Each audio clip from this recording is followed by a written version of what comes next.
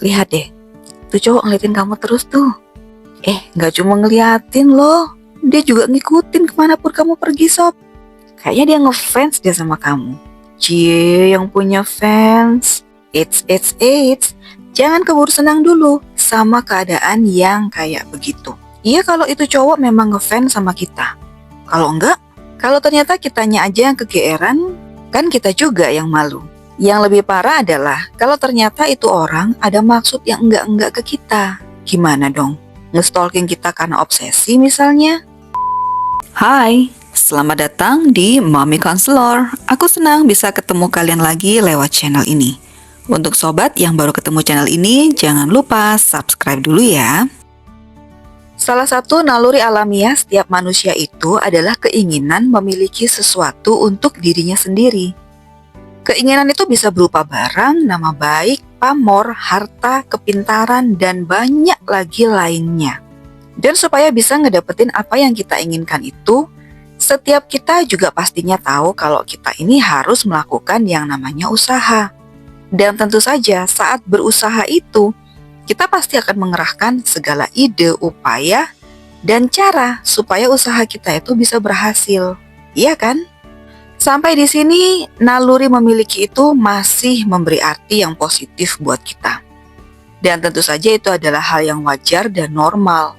Sampai kita tiba di sebuah titik yang namanya obsesi. Rasanya seperti sebuah istilah yang gak asing ya di telinga kita. Tentu saja, karena obsesi itu sendiri seringkali jadi topik diskusi yang cukup menarik buat dibahas di kalangan muda-mudi yang lagi cari jodoh. Dia obses tuh sama kamu. Jangan-jangan kamu obses nih sama dia ya? Cukup sering kan kita mendengar kalimat-kalimat kayak gini? Padahal bicara tentang obsesi itu ada banyak macamnya loh sobat. Ada orang yang terobsesi sama kesempurnaan secara fisik. Ada obsesi sama olah tubuh. Ada obsesi secara seksual. Di samping juga obsesi buat memiliki seseorang dan beberapa jenis obsesi lainnya. Jadi nggak melulu di seputar perasaan kita ke orang yang kita anggap istimewa aja. Obsesi ini adalah keadaan pikiran kita yang sungguh-sungguh menginginkan sesuatu yang intensitasnya itu semakin hari semakin menggebu. Dan di titik tertentu, hal ini membuat seseorang bahkan rela melakukan apa saja demi menggapai apa yang diinginkannya itu. Sekalipun itu adalah suatu tindakan yang ekstrim ataupun membahayakan. Bahayakah kondisi ini buat mental kita? Kalau menurut kalian gimana? Seorang cewek yang emang dasarnya sifatnya itu adalah seorang ekstrovert, tiba-tiba ngasih roti ke seorang temennya. Kebetulan temennya itu adalah cowok dan punya sifat yang terbalik sama si cewek. Dia ini introvert banget. Si cewek sebenarnya nggak ada maksud apapun selain ngerasa kasihan sama temennya itu. Karena melihat saking introvertnya temen cowok itu, dia sampai selalu sendirian dalam kelas saat jam istirahat. Hanya saja apa yang dilakukan sama si cewek ini akhirnya ternyata malah ngasih kesan yang kuat dan dalam banget buat si cowok. Dia selalu terbayang-bayang sama teman ceweknya itu dan menganggap perhatian yang diberikan ke dia itu adalah karena rasa suka. Waktu berlalu, masa SMP lanjut nih ke SMA. Hampir semua siswa punya teman baru dengan suasana dan juga tantangan baru. Awalnya semua berjalan normal-normal aja. Tapi semuanya berubah setelah ada secret admirer yang tiba-tiba meneror si cewek tadi. Mulai dari SMS dari nomor yang gak dikenal, dan itu berganti-ganti mengirimkan pesan cinta ke dia. Akun sosmednya juga di-follow sama orang-orang yang gak dia kenal dan sering dikirimin pesan atau gambar yang makin lama makin gak bener. Sampai akhirnya dia pun mulai ngalamin yang namanya dilecehkan secara verbal. Sadar kalau ini udah gak bener, cewek ini pun akhirnya lapor ke polisi dan direspon. Polisi menelusuri pesan-pesan yang dikirim itu dan akhirnya menangkap seorang pria sebagai tersangka. Di sini kalian pasti udah bisa nebak siapa pria itu dong?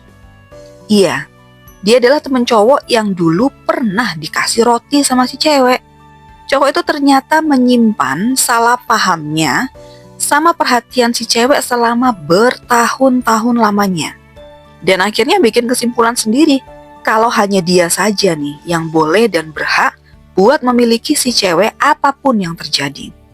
Ini adalah short long story dari sebuah kisah nyata yang memang benar dialami dan sempat jadi viral di beberapa media beberapa waktu yang lalu. Sekarang, kembali ke pertanyaan tadi. Apakah menurut kalian obsesi itu berbahaya? Yes, absolutely. Obsesi itu merusak mental orang yang memeliharanya, sekaligus membahayakan orang sekitar kalau itu menyangkut rasa ingin memiliki. So, what can we do if we have this? Pertama sekali, mindset kita dulu yang harus kita benerin. Nggak semua yang kita mau itu harus jadi milik kita. Tanamkan itu dulu dalam pikiran kita. Yang kedua, terus latih dengan tekun pikiran kita ini untuk hanya mikirin sesuatu yang positif-positif aja. Misalnya nih, kalau kita lagi suka sama seseorang, gantinya kita nyosor aja, gimana kalau kita ini memperbaiki dulu quality diri kita? Supaya value kita itulah yang menarik orang yang kita suka.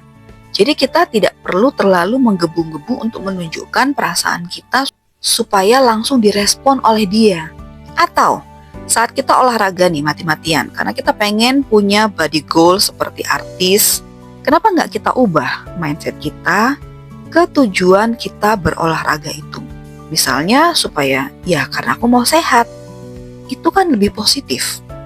Ketiga, kita bisa ambil cara alternatif, yaitu dengan menulis jurnal.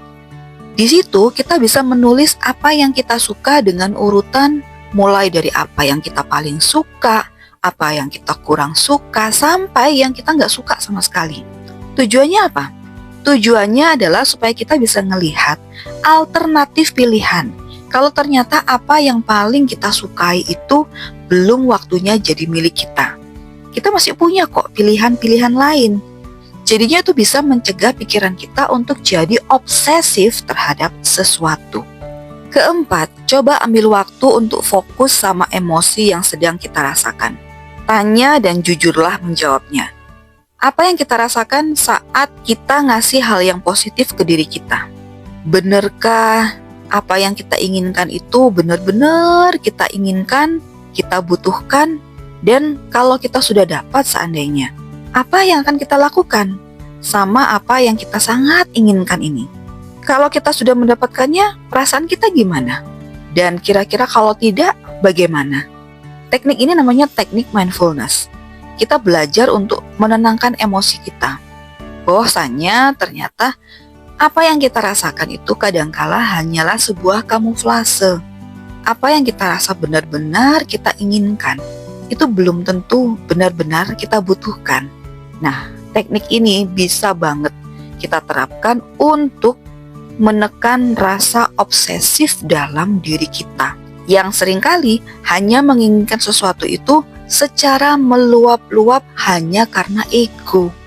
Kelima, fight yourself. Karena perasaan obses itu seringkali hanyalah sebuah fata morgana yang tampak nyata tapi sebenarnya nggak lebih dari sekedar luapan rasa yang kita buat sendiri dan membuat kita merasa seolah-olah kita ini sangat menginginkannya, sangat membutuhkannya, dan jadi nggak berdaya kalau kita nggak berhasil memperolehnya. Kita harus bisa ngelawan ilusi itu, karena perasaan itu sebenarnya tidak 100% bisa kita anggap benar. Karena kalau itu benar, maka kita akan memikirkan hal-hal yang baik, cara-cara yang baik buat mendapatkannya. Gantinya memaksakan. Punya keinginan itu nggak salah. Punya impian itu harus. Dan berusaha dengan tekun mewujudkan cita-cita kita itu adalah hal yang wajib kita lakukan supaya hidup kita ini jadi berarti dan bermanfaat. Tapi ingat, hati-hati, jangan sampai menjadikan keinginan itu, impian itu, cita-cita itu jadi sebuah obsesi yang bikin rusak mental kita dan merubah kita menjadi seorang pemaksa. Semoga pembahasan kali ini bisa ngasih manfaat buat kita semua yang saat ini sedang terobsesi sama sesuatu atau seseorang yang bikin dunia kita stuck di tempat. Let it go and let's start our new journey happier and healthier. See you in the next video, Sobat. Love you all.